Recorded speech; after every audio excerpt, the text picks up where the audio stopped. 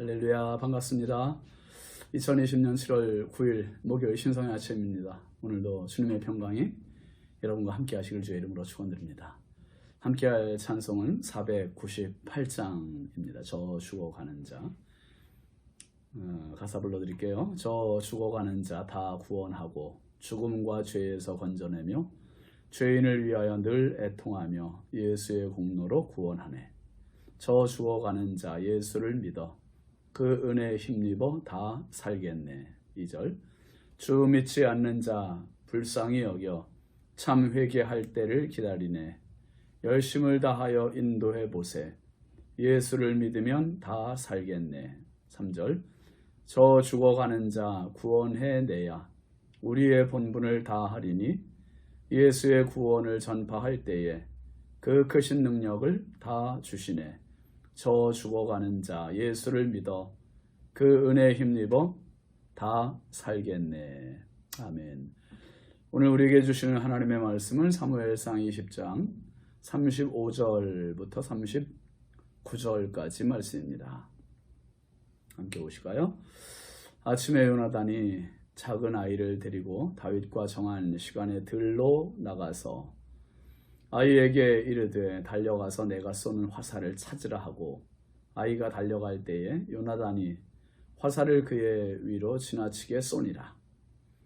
아이가 요나단이 쏜 화살 있는 곳에 이를 즈음에 요나단이 아이 뒤에서 외쳐 이르되 화살이 네 앞쪽에 있지 아니하냐 하고 요나단이 아이 뒤에서 또 외치되 지체 말고 빨리 다름질하라 하며 요나단의 아이가 화살을 주어 가지고 주인에게로 돌아왔으나 그 아이는 아무것도 알지 못하고 요나단과 다윗만 그 일을 알았더라.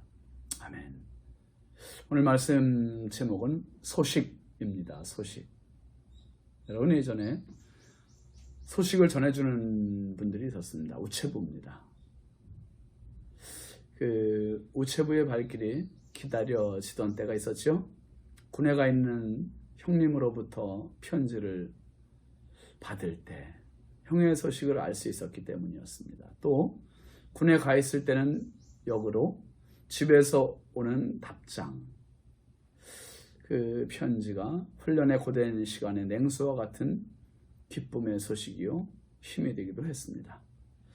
아내와 결혼하기 전에 연애할 때는 아내와 워낙 멀리 떨어져 있었습니다. 저는 동광양 전라남도 동광양 우리나라 끝에 가 있었고 아내는 강원도 원주에 있었고 이틀이 멀다 하고 서로 주고받는 편지는 뭐 할 말도 별로 없는데도 미주알, 고주알, 깨알 같은 글씨로 편지를 주고받던 때 하루 사역을 마치고 퇴근하면 그 편지가 그렇게 기다리고 있을 때 참 반가웠습니다.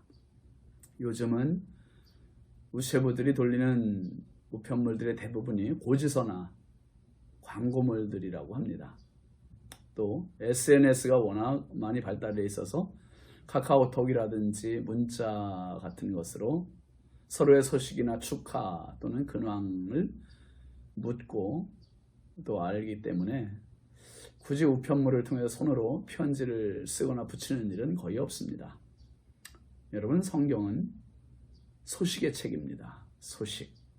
하나님의 엄청난 기쁜 소식을 우리에게 전해주신 책, 이 책이 바로 성경이에요. 그래서 신약의 첫 번 4권의 책을 우리는 복음 그렇게 부릅니다. 복자의 소리 음자죠. 복된 소리, 즉 영어로는 good news입니다. good news. 마태가 전한 기쁜 소식을 마태복음, 마가가 기록한 기쁜 소식을 마가복음, 누가가 기록한 기쁜 소식을 누가복음, 그리고 요한이 기록한 기쁜 소식을 가리켜서 요한복음 이렇게 이야기를 하죠. 이 기쁜 소식을 들은 사람과 믿은 사람은 복이 있는 겁니다. 아멘이시죠?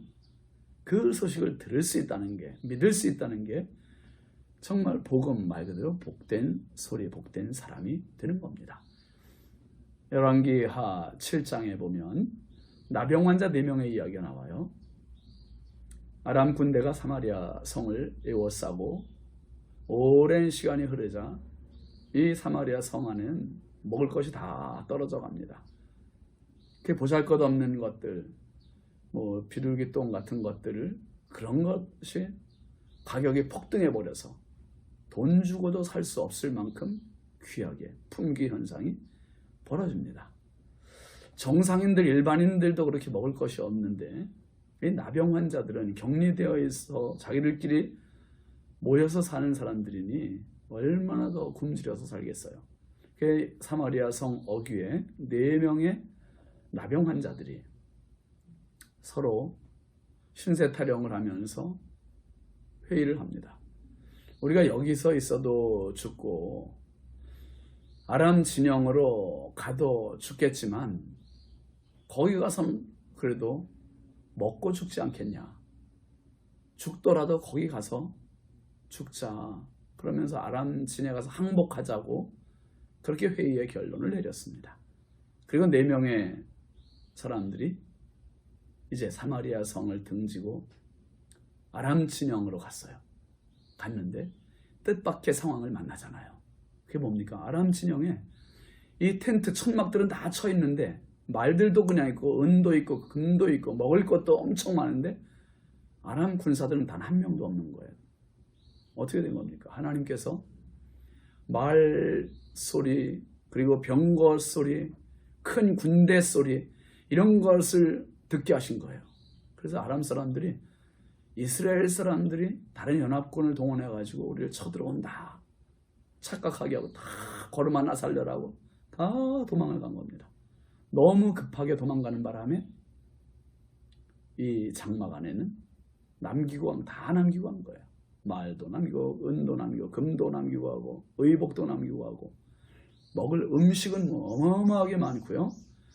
그러니까 이 4명의 나병 환자들이 허겁지겁 굶주린 배를 채우기 위해서 먹고 은금을 감추고 옷도 감추고 그러다가 가책을 받은 거예요. 가책을. 오늘은 아름다운 소식이 있는 날인데 성 안에는 지금 먹을 것이 없어서 굶어 죽는 사람들이 많은데, 밖의 상황이 이런 것도 모르고 굶어 죽는 사람들이 많은데, 우리가 이 소식을 전하면 우리가 화가 임할 것이다. 이게 이 소식을 전해서 성을 지키는 사람, 성 안에 있는 사람들이 다 와서 배불리 먹게 하자 하고서 가서 이 아름다운 소식을 전해주는 이야기가 열왕기하 7장에 나옵니다. 여러분, 오늘 말씀에서 우리는 요나단의 마음을 반드시 읽어볼 수 있어야 합니다. 요나단이 다윗에게 소식을 전하는 거예요. 소식을 전하는데 다윗은 지금 에셀 바위 곁에서 사흘을 기다렸습니다. 드디어 사흘이 되어 약속한 시간, 약속한 장소에서 요나단이 다윗에게 화살로 아버지 사울 왕의 마음을 전달해 주기로 약속을 했어요. 그리고 그 화살을 쏩니다. 화살을 쏘는데 35절 말씀 다시 보시죠. 아침에 요나단이 작은 아이를 데리고 다윗과 정한 시간에 들로 나가서, 다윗과 정한 시간에 들로 나가서 이제 화살을 쏘아야 되는 거예요. 쏘아야 돼요. 그 아이를 한 명 데리고 나가서 화살을 쏘는데 지금 요나단의 마음이 어떻겠습니까? 초조하게 왕의 마음 상태를 기다리는 다윗과는 다르게 요나단은 지금 너무 착잡하고 무겁고 슬프고 가장 사랑하는 친구에게 이 소식을 전해야 하는 이러한 미안한 마음, 여러 가지 복합적으로 부정적이고 눌린 이런 마음입니다. 요나단이 활 시위를 당기고 활을 쏩니다. 36절부터 38절까지 말씀 한번 보세요. 아이에게 이르되 달려가서 내가 쏘는 화살을 찾으라 하고 아이가 달려갈 때에 요나단이 화살을 그의 위로 지나치게 쏘니라. 아이가 요나단이 쏜 화살 있는 곳에 이를 즈음에 요나단이 아이 뒤에서 외쳐 이르되 화살이 내 앞쪽에 있지 아니하냐 하고 요나단이 아이 뒤에서 또 외치되 지체 말고 빨리 다름질하라 하며 요나단의 아이가 화살을 주워 가지고 주인에게로 돌아왔으나, 여러분, 요나단은 친구 다윗을 자기 생명처럼 사랑하는 사람입니다. 이 마음에는 자기 포기가 담겨져 있는 거고요. 요나단은 차기 왕으로서의 권리가 있는 사람이고, 그리고 분명히 사울 왕도 그렇게 하려고 했었어요. 근데 지금 이 왕권을 다윗에게 다 이양하고 있습니다. 에셀 바위를 중심으로 해서 화살을 에셀 바위 요나단 편으로 쏴도 돼요. 그러면 다윗을 죽일 수 있고 자기가 왕이 됩니다. 사울의 마음 같아서는 아마 그렇게 했을지도 모르죠. 그런데 지금 요나단의 화살 날아가는 것을 보세요. 요나단의 화살. 뭐라고 했습니까? 요나단이 화살을 그의 위로 지나치게 쏘니라. 소년이 달려가고 있고 그 소년의 뒤에다 떨어뜨린 게 아니라 그 소년 앞으로 떨어뜨렸어요. 앞으로. 그것은 다윗과 어떤 약속이었습니까? 아버지가 너를 죽이려고 하는 것이다 하는 그런 약속이었습니다. 요나단은 이제 다윗에게 모든 걸 다 양보했어요.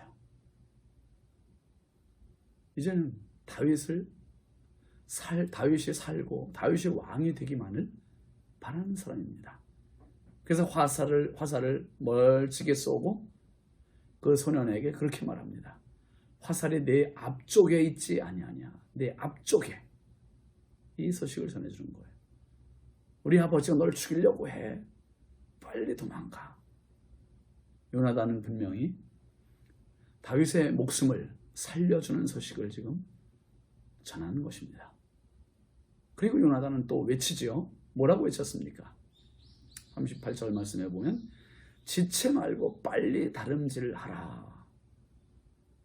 이 말은 화살을 주우러 가는 그 소년을 향해서 하는 말이 아니잖아요. 실질적으로는 그 소년은 자기한테 하는 소리라고 생각하지만 요나단이 한 이 말은 누구 들으라고 하는 겁니까? 맞습니다. 다윗에게 한 말이에요. 다윗에게. 지체하지 말고 빨리 도망가라. 빨리 도망가라. 39절 말씀 한번 보세요.